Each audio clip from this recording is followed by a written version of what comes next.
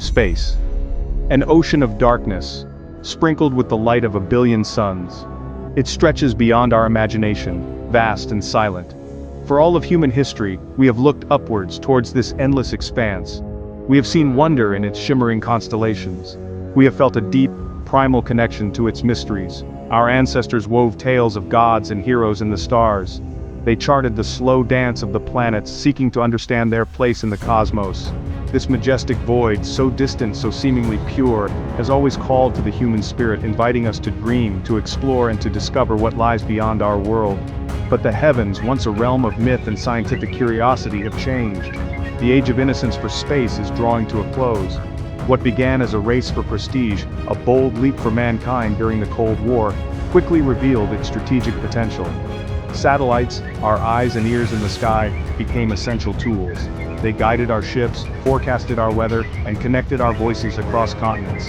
The high ground of space offered an unparalleled vantage point, a place from which to observe, to communicate, and inevitably to exert influence. The dream of peaceful exploration began to share the stage with the hard realities of terrestrial power struggles, reaching for the stars. This transformation carries with it a profound and sobering implication. Where humanity ventures, our conflicts often follow. The serene beauty of Earth orbit, once viewed as a sanctuary from worldly strife, is now considered a potential battleground. The same ingenuity that allowed us to touch the moon and send probes to distant planets can also be turned to darker purposes. The idea of war in space is no longer confined to the pages of science fiction novels or the screens of movie theaters. It is a looming possibility, a shadow that stretches over our technological achievements, forcing us to confront uncomfortable questions about our future amongst the stars. So, what do we mean when we speak of space war? It is not merely dogfights between futuristic starfighters as depicted in popular culture. It is a conflict that involves attacking or disrupting a nation's assets in space, such as its critical satellites. It could also mean using space-based systems to launch attacks against targets on Earth. This new domain of warfare has unique characteristics. It is fought in an environment hostile to human life, across immense distances, and at incredible speeds. The rules of engagement are undefined, and the consequences of such a conflict could be devastating, not just for those directly involved, but for all of humanity. The stakes of a war in space are incredibly high, touching every single person on this planet. We may not always realize it, but our modern lives are deeply intertwined with the silent sentinels orbiting above us. The navigation app on your phone that guides you through city streets, it relies on signals from GPS satellites, the international news report you watch, the bank transaction you make, even the ability to predict a coming hurricane, all these depend on a complex web of space-based technology. These satellites are the invisible infrastructure of the 21st century, the lifelines that support our globalized society in countless ways, often taken for granted until they are threatened. Imagine a world where these lifelines are suddenly severed. A conflict in space could trigger a cascade of disruptions on Earth. Global positioning systems could fail, crippling transportation and logistics worldwide. Communication networks could go dark, isolating communities and hampering emergency responses. Financial markets could be thrown into chaos.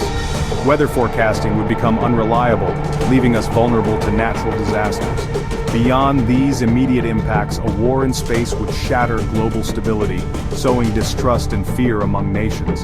The economic fallout would be immense, potentially plunging the world into a new era of uncertainty and hardship. The delicate balance of our interconnected world depends heavily on the continued peaceful operation of space assets. The militarization of space is not a new concept. Its seeds were sown during the Cold War.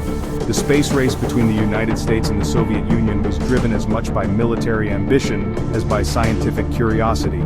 Each successful launch, each new capability, was scrutinized for its potential strategic advantage. Early satellites were used for reconnaissance, spying on adversaries from the ultimate high ground.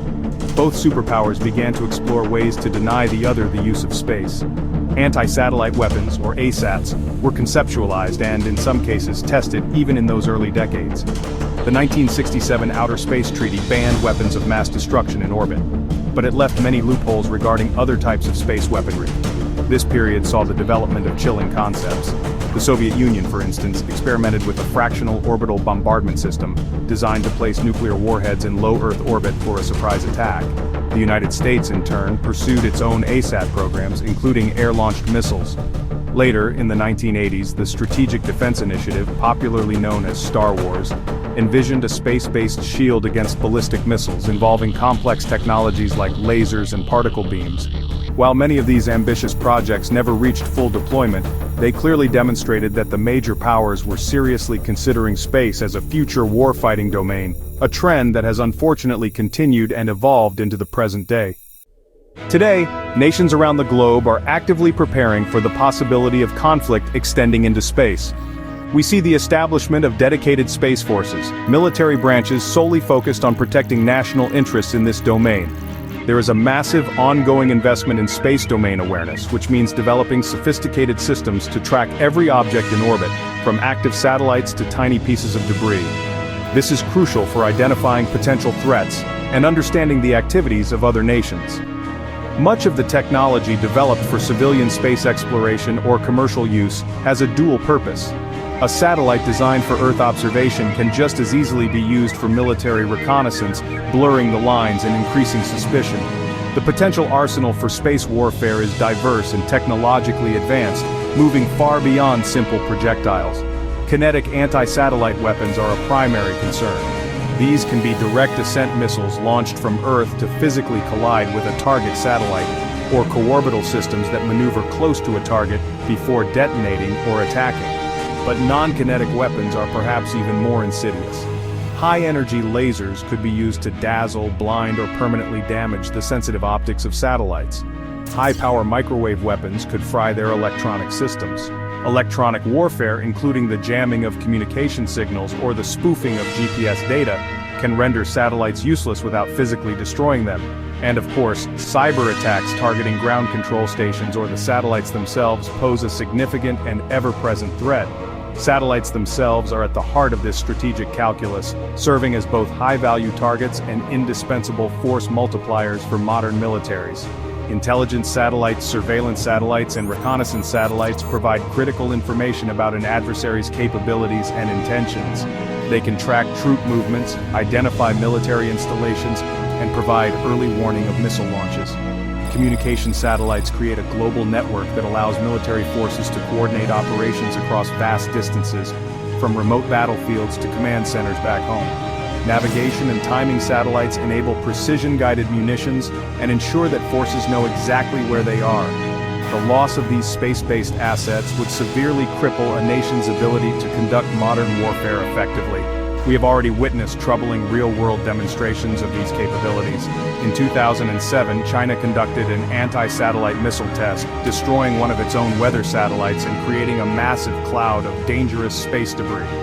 The United States demonstrated a similar capability in 2008, and India followed suit in 2019. More recently, in 2021, Russia tested a direct ascent ASAT, which also generated a significant debris field, forcing astronauts on the International Space Station to take shelter. These tests, while often framed as demonstrations of capability, send clear signals of intent and contribute to a growing sense of instability and mistrust. Each such event heightens concerns about the weaponization of space and the very real dangers it poses.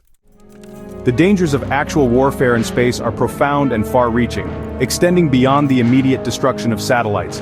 One of the most alarming risks is the Kessler syndrome, a scenario proposed by NASA scientist Donald J. Kessler. If the density of objects in orbit becomes too high, a collision, whether accidental or intentional, could create a cascade of further collisions. Debris from one destroyed satellite would strike others, creating even more debris, leading to a runaway chain reaction. This could render certain orbits unusable for decades, perhaps even centuries, trapping humanity on Earth and crippling future space exploration, scientific research, and the space-based services we rely upon. The very frontier we seek to explore could become an impassable junkyard. Furthermore, any conflict that begins in space is unlikely to remain confined there. An attack on a nation's critical space infrastructure could easily be misinterpreted as a prelude to a larger terrestrial attack, or it could provoke a massive retaliatory strike. The lines between conventional, cyber, and space warfare are increasingly blurred. Attribution, knowing definitively who launched an attack in space, can be incredibly difficult, increasing the risk of miscalculation and unintended escalation.